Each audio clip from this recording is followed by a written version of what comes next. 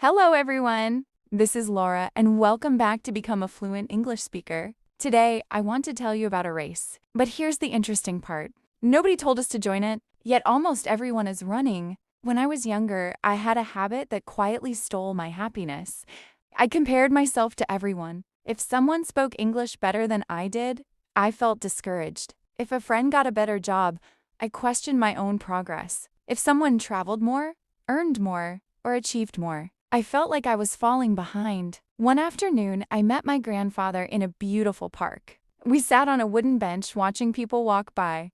Some were jogging, some were reading, some were playing with their children.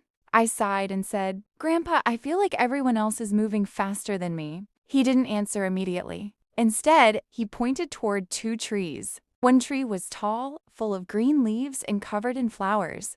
The other tree was much smaller.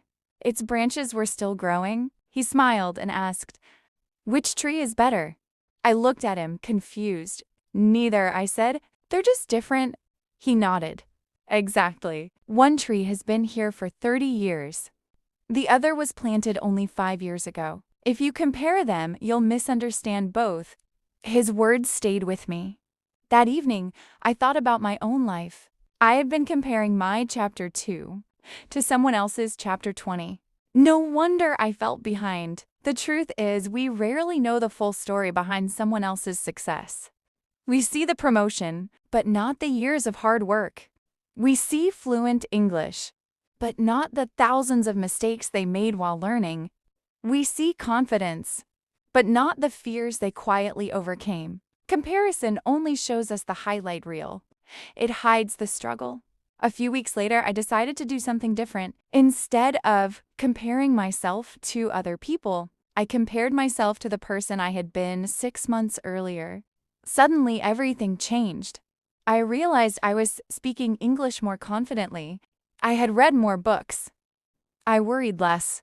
I smiled more. The progress had been there all along. I just wasn't looking in the right direction. Here's something I've learned. Comparison steals gratitude. When you're always looking at someone else's journey, you stop appreciating your own. Every person has a different starting point, a different pace, a different dream, and that's perfectly okay. Imagine two runners. One is training for a marathon. The other is enjoying a morning walk. Who is winning? Neither, because they're not running the same race. Life works the same way. You don't need to be ahead of everyone else. You only need to keep moving forward. Before we finish today's podcast, let's learn some useful English words from today's story. Compare to examine 2 or more things to see their differences.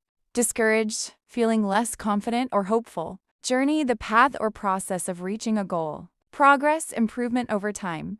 Gratitude, the feeling of being thankful. Highlight reel, only the best moments of someone's life. Pace, the speed at which someone moves or develops. Now here's today's challenge. Tonight, instead of comparing yourself with someone else, write down 3 ways you've improved during the past year.